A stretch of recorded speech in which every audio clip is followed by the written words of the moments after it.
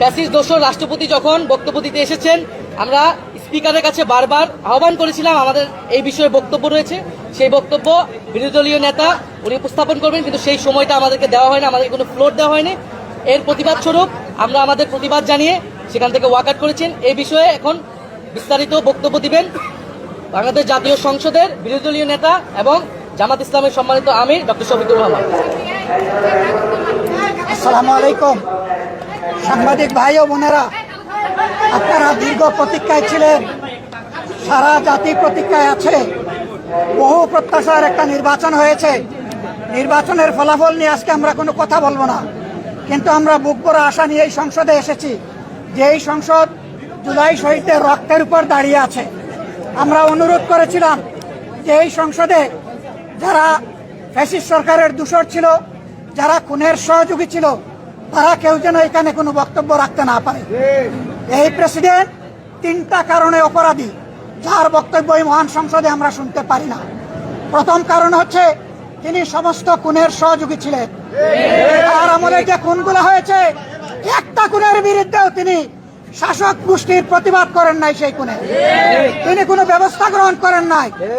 President রাষ্ট্রের অভিভাবক হিসাবে তিনি জঘন্য অপরাধ করেছেন রাষ্ট্রের নাগরিকদের প্রতি।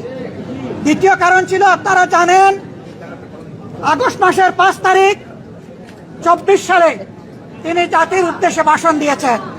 সেই ভাষণে তিনি বলেছিলেন যে তৎকালীন ফ্যাসিস্ট প্রধানমন্ত্রী পদত্যাগ করেছেন এবং তিনি তা মঞ্জুর করেছেন। পরবর্তী পর্যায়ে আপনারা দেখেছেন, 2টা মিডিয়ার সাথে সাক্ষাৎকার দিতে গিয়ে তিনি তা অস্বীকার করেছেন, নতুন গল্প সামনে নিয়ে এসেছেন। তিনি জাতির সামনে মিথ্যাবাদী হিসাবে সাব্যস্ত হয়েছেন। দেশের প্রেসিডেন্ট মিথ্যাবাদী সাব্যস্ত হওয়ার পরে প্রেসিডেন্ট হিসাবে তার আর কোনো নৈতিক অধিকার থাকে না। 3 নম্বর অপরাধ তিনি করেছেন, তিনি নিজের হাতে অর্ডিন্যান্স সাইন করেছেন। এই জুলাই অভ্যুত্থানের পরে ফেব্রুয়ারির 12 তারিখ নির্বাচন হবে। নির্বাচনের পরে যারা নির্বাচিত হবেন তারা 2টা ক্যাপাসিটিতে নির্বাচিত হবেন। তারা সংস্কার পরিষদের সদস্য হিসাবে নির্বাচিত হবেন এবং তারা একই সাথে সংসদ সদস্য হিসাবে নির্বাচিত হবেন। একই দিনে উভয় শপথ একই ব্যক্তি পড়াবেন। অত্যন্ত দুঃখের এই শপথ দুটো আমরা নিলেও সরকারি দল নেয়নি। তার প্রথম দায়িত্ব ছিল গেজেট প্রকাশের 30 দিনের ভিতরে সংস্কার পরিষদের অধিবেশন ডাকা। তিনি সেই অধিবেশন ডাকেন নাই। গণভোটে হার পক্ষে ভোট দিয়েছে 70% মানুষ। তিনি 70% জনগণকে, দেশবাসীকে অপমান করেছেন। এখানেও তিনি অপরাধ করেছেন। এই 3 অপরাধের কারণে আমরা তার ভাষণ শুনতে চাইনি এবং আমরা সরকারি দলকেও অনুরোধ জানিয়েছিলাম তাকে যেন ভাষণ দিতে দেওয়া না হয়। তারা আমাদের কথা গ্রাহ্য করেন নাই। আমরা সংক্ষুব্ধ হয়ে সংসদ থেকে বের হয়ে এসেছি। আমরা আগামীতে এই সংসদে কোনো অন্যায়কে আমরা বরদাস্ত করবো না এবং মেনে নেব না। আমরা জনগণের স্বার্থের পক্ষে লড়াই করে যাব, অধিকারের পক্ষে লড়াই করে যাব। প্রিয় দেশবাসী, আমরা আপনাদের সাথে আসছি, আপনাদের অধিকারের পক্ষে আছি, আপনাদের রায়ের প্রতি আমাদের সম্মান আছে। আমরা আছি আপনাদের সাথে, আপনারাও থাকবেন আমাদের সাথে। সাংবাদিক বন্ধুগণ, আপনাদেরকে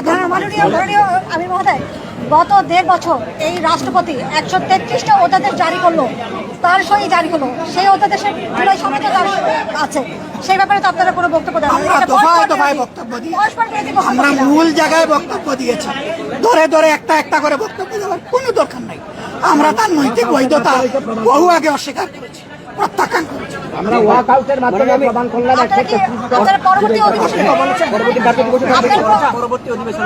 অবশ্যই আমরা জনগণের পক্ষে কথা বলতে এখানে এসেছি, জনগণের অধিকারের জন্য লড়াই করতে এসেছি। এই সংসদ কারো একার নয়, এটা 18 কোটি মানুষের সংসদ। আমরা তাদের প্রতিনিধি হিসাবে অবশ্যই আমরা সংসদ। আপনাদেরকে ধন্যবাদ। একটা ইস্যুতে আমরা ধন্যবাদ।